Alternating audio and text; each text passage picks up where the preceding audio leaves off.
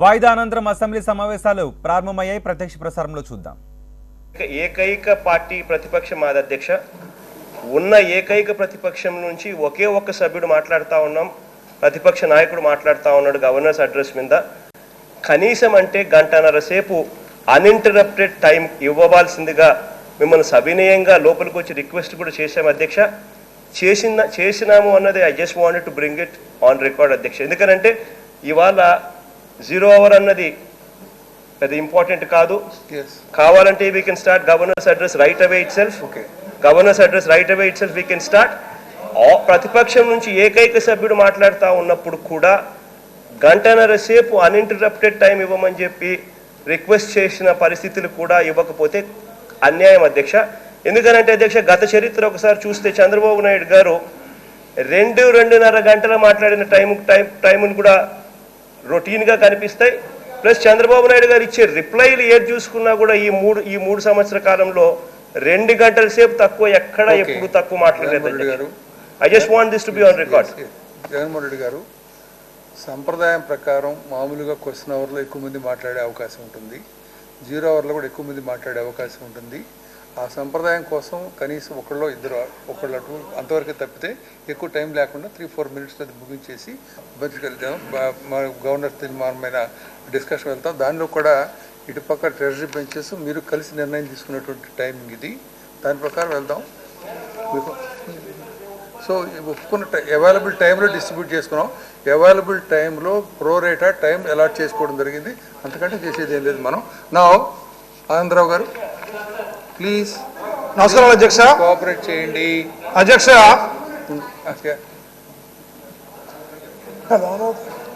అధ్యక్ష, మేము ఒప్పుకోలేదని చెప్పినాం అధ్యక్ష. వెరీ క్లియర్ గా ఒప్పుకోలేదని చెప్పినాం. వెరీ క్లియర్ గా ఒప్పుకోలేదని చెప్పాము. నాకు ఆశ్చర్యం ఏమిటంటే అధ్యక్ష, ఉన్న సభలో ప్రతిపక్షం మాట్లాడేది వినాలా అని ఆరాటపడాలి, అధికార పక్షం విన్నది ఇంప్లిమెంట్ చెయ్యాలి అన్నది ఆరాటపడాలి. కానీ ఇక్కడ ప్రతిపక్షం మాట్లాడకూడదు అని టైం కత్తిరించే పరిస్థితి నేను చూసి నిజంగా ఆశ్చర్యపోతా ఉన్నాను అధ్యక్ష. రిక్వెస్ట్ అందరికి విజ్ఞప్తి ఏమిటంటే, ఉన్న టైంని సద్వినియోగం చేసుకుంటే అన్ని సబ్జెక్ట్స్ వస్తాయి. బీఎస్సీలో తీసుకున్న నిర్ణయాల ప్రకారం మనం వెళ్తున్నాం. దాన్ని సహకరించమని కోరుతున్నాను నేను. గత సమావేశాలన్నింటిలో అధ్యక్ష, ఆ రోజున ప్రతిపక్ష నాయకులు కూడా ఉన్నారు. మనకు ఉండేటువంటి పార్లమెంటరీ ప్రొసీజర్లో కూడా టోటల్ డిబేట్ టైం ఎంత ఉంటుందో దాన్ని basing on the strength of the members ప్రపోర్షనేట్గా డివైడ్ చేసి ఇస్తారు అధ్యక్ష.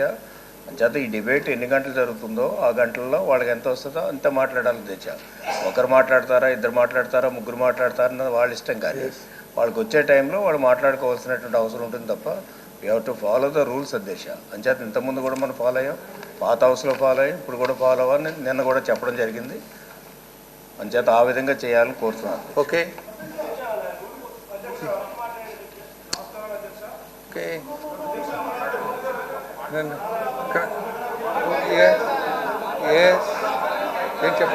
ఆయన రూల్ గురించి మాట్లాడారు అధ్యక్ష. మంత్రి గారు రూల్ గురించి బాగా మాట్లాడారు అధ్యక్ష. రూల్ గురించి మాట్లాడేటప్పుడు ముఖ్యమంత్రి గారి టైం కూడా అదే రూల్ పొజిషన్లోకి రావాలి.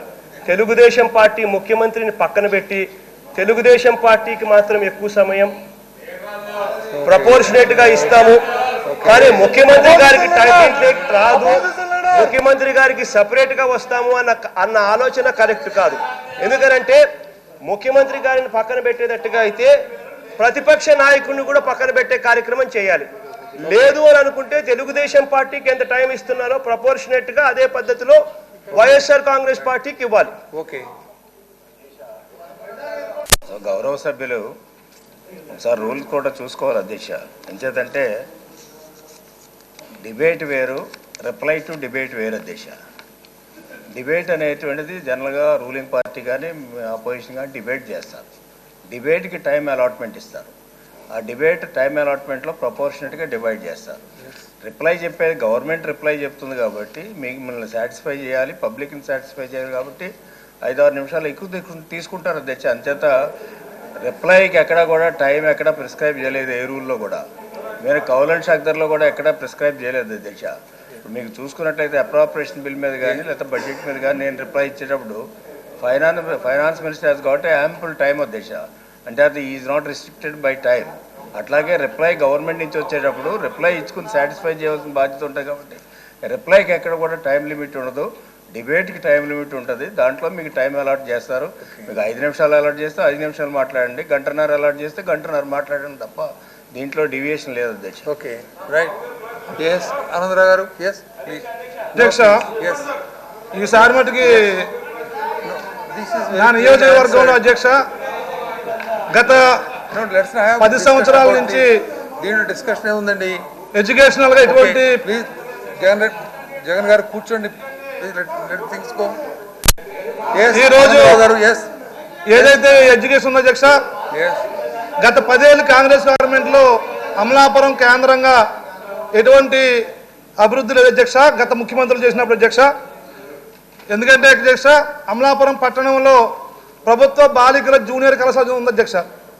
ఆ కళాశాల గతంలో ప్రీతం ముఖ్యమంత్రి నారా చంద్రబాబు గారు ఉన్నప్పుడు మంజూరైంది అధ్యక్ష. దానికి పక్కా భవనాలు ఉన్నాయి, స్థలం కూడా ఉంది అధ్యక్ష. గత 10 ఏళ్లలో ఈ కాంగ్రెస్ ముఖ్యమంత్రి 2-3 మారినప్పుడు అమలాపురం పట్టణానికి డిగ్రీ మహిళా కళాశాల మంజూరు చేయలేదు అధ్యక్ష. ఇప్పుడు తక్షణం మీ తమరి ద్వారాగా మంత్రి గారిని కోరుకున్నాను అధ్యక్ష, ప్రభుత్వ డిగ్రీ మహిళా కళాశాల మంజూరు చేయాలని కోరుకున్నాను అధ్యక్ష. మినిస్టర్ గారు. సభ్యులు చెప్పింది నోట్ చేసుకున్నాను, సంబంధిత మంత్రికి చెప్పి పరిష్కారం చేయడానికి ఏర్పాటు. నారాయణ స్వామి గారు. నారాయణ స్వామి,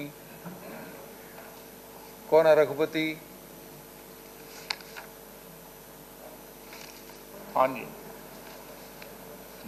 అధ్యక్ష నమస్కారం అధ్యక్ష.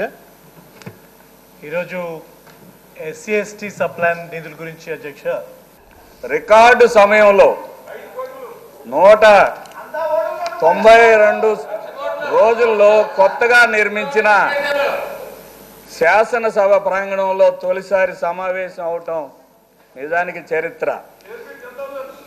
చరిత్రలో నిలిచిపోయే విషయం. ఇది ఒక చరిత్ర, ఒక స్వప్న సాత్కారం. ఆత్మవిశ్వాసమే పునాదిగా వెలిసిన అభివృద్ధి గోపురం. సంభ్రమాశ్చర్యాలతో ప్రపంచమంతా ఒళ్ళంతా కళ్ళు చేసుకుని చూస్తున్న శుభవేళ ఆవిష్కృతమైన ఒక అద్భుతం. అలాంటి శుభవేళ గవర్నర్ గారి ప్రసంగానికి ధన్యవాదాలు తెలిపే తీర్మానాన్ని ప్రవేశపెట్టే అవకాశం ఇచ్చిన ఆంధ్రప్రదేశ్ ఆశా కిరణం రాష్ట్ర ముఖ్యమంత్రి వర్యులు నారా చంద్రబాబు నాయుడు గారికి వందనం. ఈ శుభవేళ సమావేశమైన సభకు వందనం.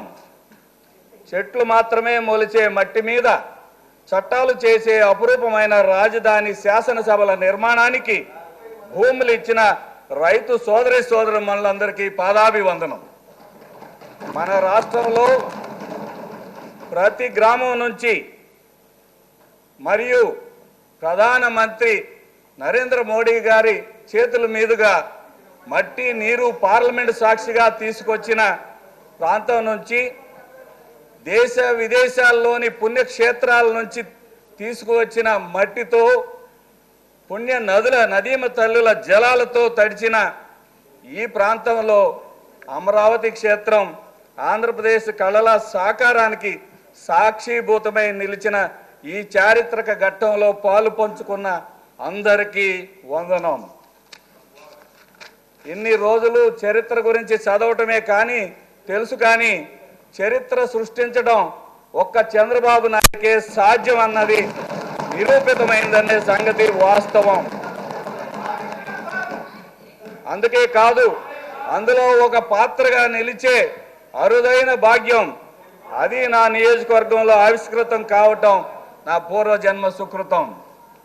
అశాస్త్రీయ విభజన ఆంధ్రప్రదేశ్ ప్రజలను నిర్వీర్యపరిస్తే ప్రతి సంక్లిష్ట సమస్యను అవకాశంగా భావించే మా నాయకుడి దూరదృష్టి, కఠోర శ్రమ, ఆశాభావ దృక్పథానికి నిదర్శనం ఆంధ్రప్రదేశ్ పాలన.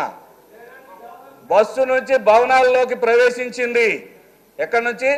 బస్సు నుంచి భవనాల్లోకి ప్రవేశించింది. అటువంటి పరిపాలన ఇది ఆరంభం మాత్రమే. త్వరలో ప్రపంచం ఆశ్చర్యపోయే రాజధాని శాసనసభ నిర్మాణం ద్వారా ఆంధ్ర ప్రజల గౌరవాన్ని ఇనుమడించే రోజులు ముందున్నాయి. మంచి రోజులు ముందున్నాయని చెప్పటమే గవర్నర్ గారి ప్రసంగం యొక్క ముఖ్య ఉద్దేశం. ఇంత క్లిష్ట సమయంలో ప్రతిపక్షాలు ఎన్ని అనుమానాలు రేకెత్తించినా పట్టించుకోక ప్రభుత్వ పక్షాన్ని నిలిచిన ప్రజల విశ్వాసమే పెట్టుబడిగా తెలుగుదేశం పార్టీ పాలన సాగిందంటానికి ఈ 2.5 సంవత్సరాల సాక్షిభూతం.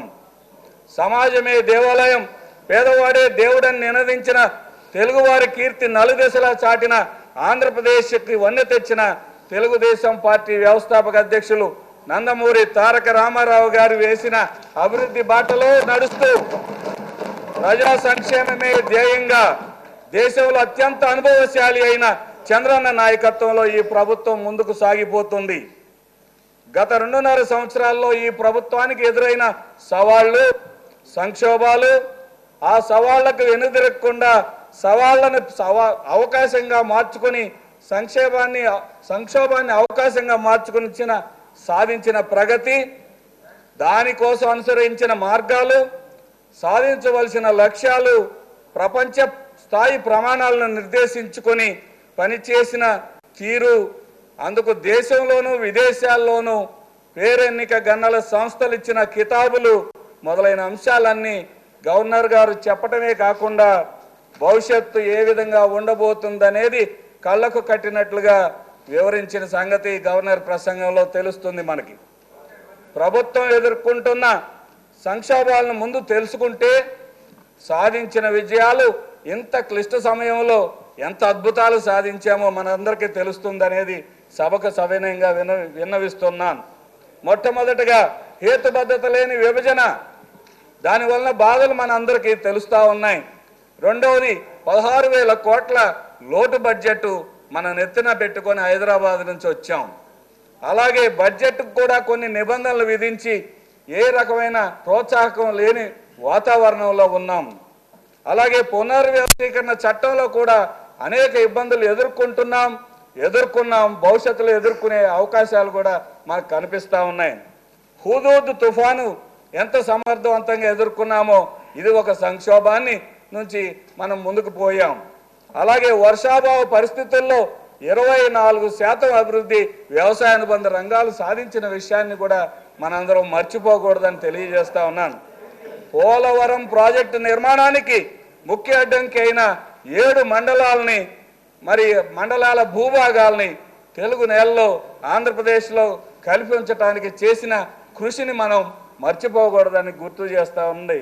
అన్నిటికి మించి ఇంత క్లిష్టమైన సమయంలో ప్రతిపక్షంగా ఉండి సరైన సూచనలు, సలహాలు ఇవ్వకుండా అన్నిటికీ అడ్డం కల్పించే ప్రతిపక్షం ఉండటం కూడా ఒక ప్రత్యేకమైన సంక్షోభం. ఇక్కడ ఒక సవాలు, దాన్ని ఇంకా ఎన్నో సవాళ్లను సంకల్ప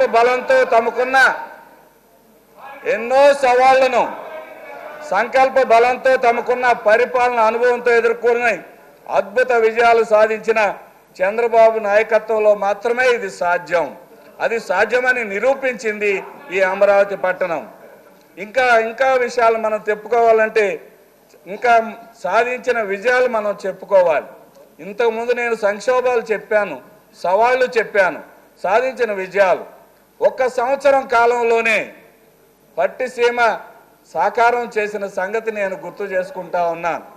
పట్టిసీమ కృష్ణమ్మ నీటితో, గోదావరి నీటిని కృష్ణమ్మతో అనుసంధానం చేసి రాయలసీమ రైతన్న కాళ్ళు కడిగిన సందర్భాన్ని కూడా మనం ఇక్కడ గుర్తు చేసుకోవాల్సిన ఆవశ్యకత ఉందని మీకు. గవర్నర్ ప్రసంగంపై ధన్యవాదాల తీర్మానాన్ని ప్రవేశపెట్టారు టీడీపీ ఎమ్మెల్యే శ్రవణ్.